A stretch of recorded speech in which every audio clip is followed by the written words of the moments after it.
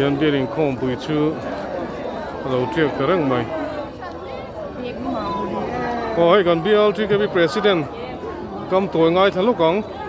anh không bùi chú nuông em nuông khóc mày lộc khắp anh bùa sậy nó tê nghe anh bùa sậy nó po hiệp bùi khóc mày này ale thứ sáu mà nhỉ alo ome palai non kal thai em nghe thì cái pi lam te có thà về đó ngà ariak ta cái hiện một khi ta cần này vàng nên cần ông trả lỗ mà rồi cho lang khi chân lòng có thà alo ome mà chúng mình thì ta anh upa aron sang at cầm tuổi ngay thằng lúc còn nghe tụi mình không bùi hi em bùa sậy nó tê alim alom akan lom tang nghe nang mani ko ran lama income long view nghe nak tu lampang te hi extend me don nghe kan be se a in không bị palai po kan do lampang hey mi lo ko rau thiang limin mai sanin kan hanin ko thang lo le mai kan vel so tu te hian lam tu kan extend te hian tile sila sam tu nia kan ha le ko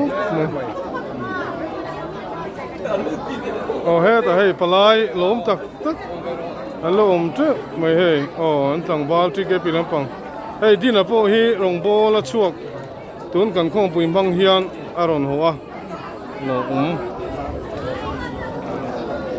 ma chu min pi ra hey bu som pu kan mu lo mai me dia lama kan ho tu pa hey kom lok them mấy giờ tới cái đạo lốc rồi, mồ này đạo rồi mấy giờ cơ, ôi tối trời cũng ngồi mà chung đạo rồi mấy giờ cơ, ôi bút sổ mà đi lắm bằng công nó cái này nó còn, tuấn trùm, họ cho cái đạo đi rồi, mà chung mình tiêu rồi, ruột thế cái xong lắm bằng, operator cái mua em trang lắm mày, xong đó tuấn trùm hít trà cái đông trà ruột tàng bao ruột tê cắm tuổi ngay thằng lúc còn đây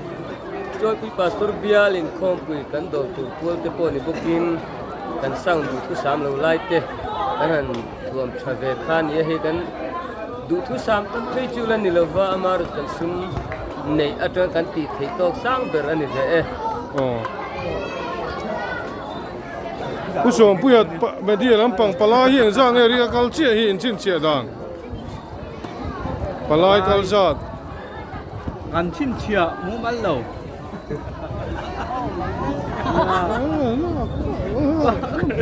muốn chi thì có cái gì thế này rồi là kiểu là bạn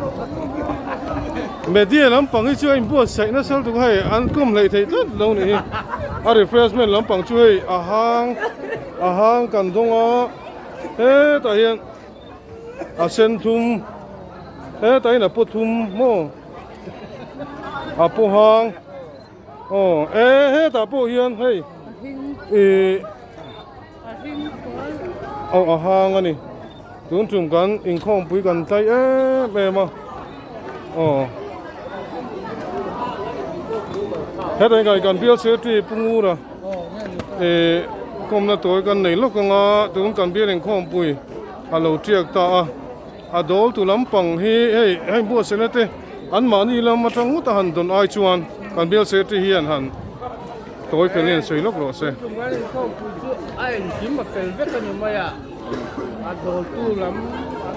phải là kiếm kiếm cái refreshment thế decoration thế also nên kiếm nhiều cái này biết không rồi chính ta cần mang những cái gì chính cái rau lắm nhưng mà còn lô cao những cái gì nó cũng lắm bằng hi em tin nghe cũng là không bùi tên nó cũng mỹ mua trang là mà này cũng là gì mua trang làm cá rất là ta cái này lắm đồng đào alo ông ơi mình mua trang nhiều